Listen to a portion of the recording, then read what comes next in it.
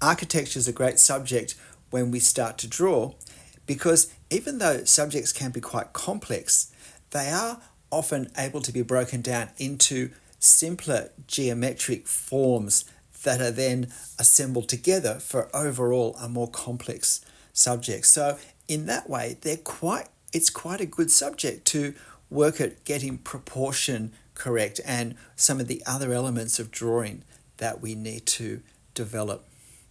Now, I started with the center window on the upper floor.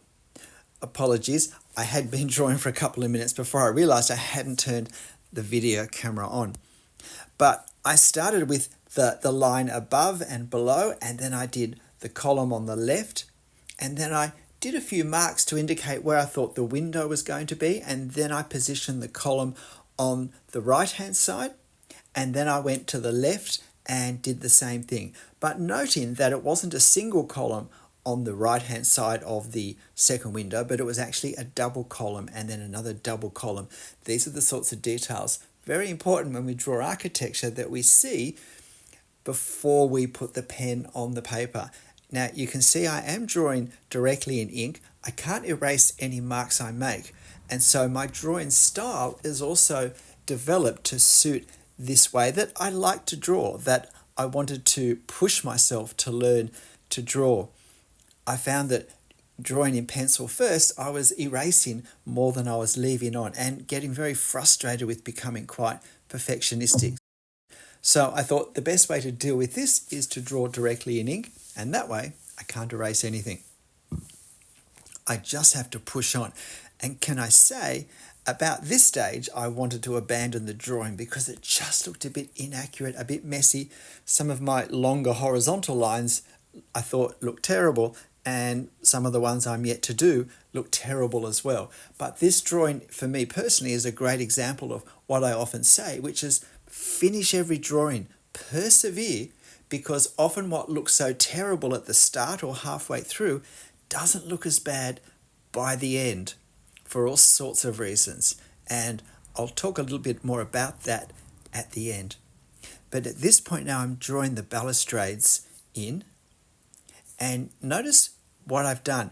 It may not hurt if you haven't watched me do this before to zoom in and have a closer look at those balusters. They're the upright poles that hold the rail up.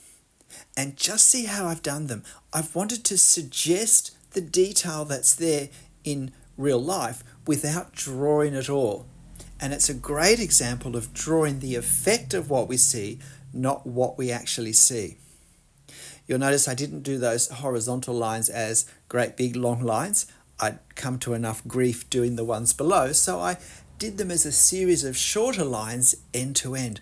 And that can be a great way to do long horizontal lines when we draw architecture. Now, this way of drawing is called drawing from the inside out, where we start with a small part and we move outwards in all directions. Another way is to draw from the outside in, where we might rough out the overall shape and then we add the detail inside. Now, that can work really well if we're drawing with pencil and we can erase our initial roughing out lines. But because that option's not going to be open to me, I don't draw that way. Here I go now with this top balustrade, which lines up with the columns, and I make one of a number of mistakes in this drawing because these filled in sections where we don't have balusters, we don't have the supports for the rail, where we have a solid wall, line up with the columns. And so what I managed to do, I do double ones over the double ones, but I do a double one over the right-hand single column, if you can see.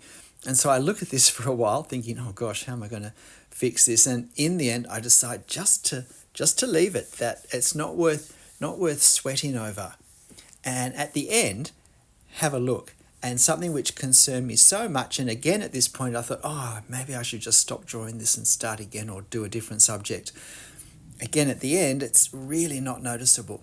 And here's another example of my drawing the balusters to just create the effect.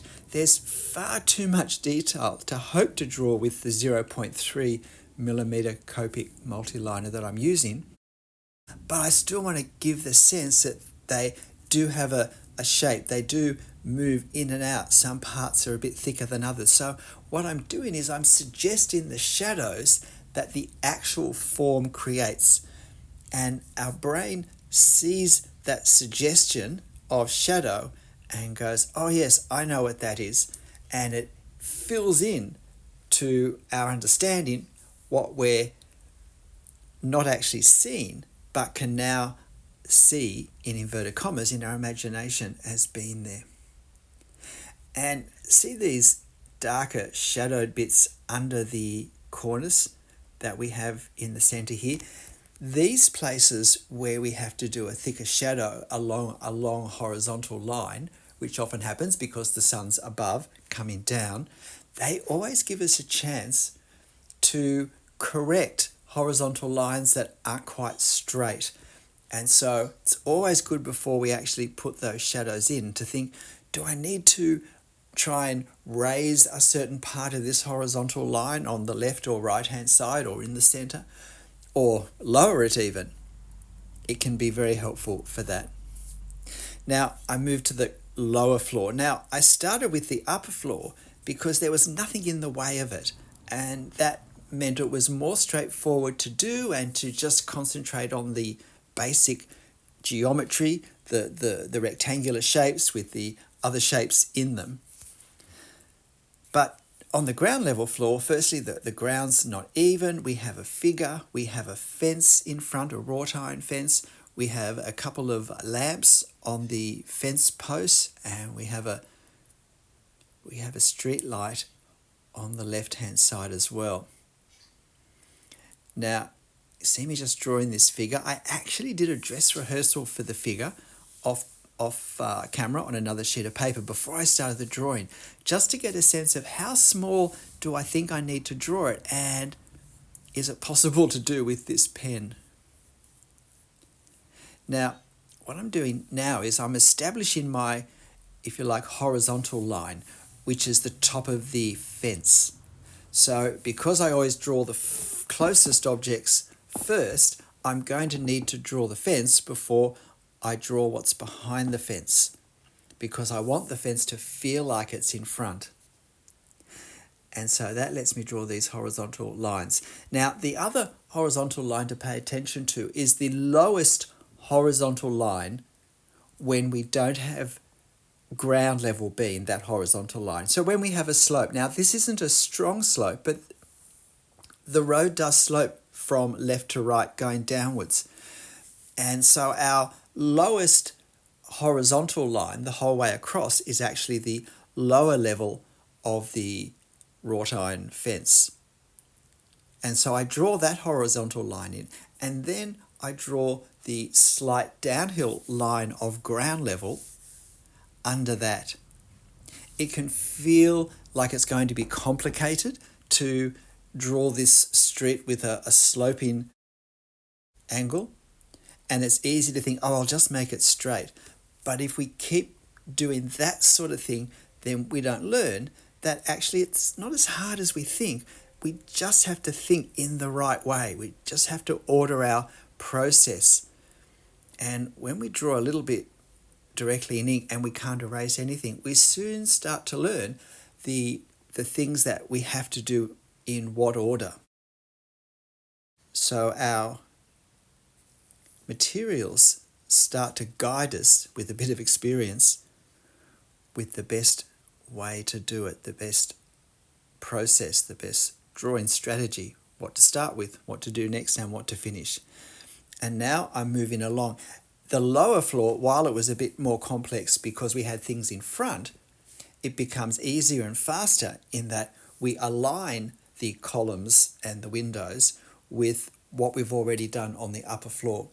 Because architecture, particularly this grand, civic, neoclassical architecture that I always enjoy drawing, is so often symmetrical, then that means that things usually align somewhere on the vertical and on the horizontal. And because of that, it becomes faster to draw as we push on. The Sydney Opera House, which I have drawn a number of times, one of my local landmarks, is a bit more complex to draw because there is no symmetry and there are no regular shapes in it. But something such as this looks very grand and ornate, but fundamentally is a series of geometric shapes that it's very helpful to see. Now, there's some hatching that we can do on the lower floor to accentuate the recessing of the wall back from the columns and the balustrades. And so it's important to give some indication of that. Now, I had always intended to draw the buildings around this, and I'm going to switch pens in a moment when I start to do that, because what I want to do is to visually leave this old building as the main event, the thing that we're looking at, the star of the show, the main subject. So I want the modern buildings behind it to really sit back and to really be a contrast to what's in front without competing with it visually. And so while visually it does sit back, because it is some distance back, I want to even exaggerate that further. Now, you've been watching this at 3 times normal speed up till this point. When I switch pens and I take the 0.2mm pen, silver barreled pen, then we'll speed up a little bit faster.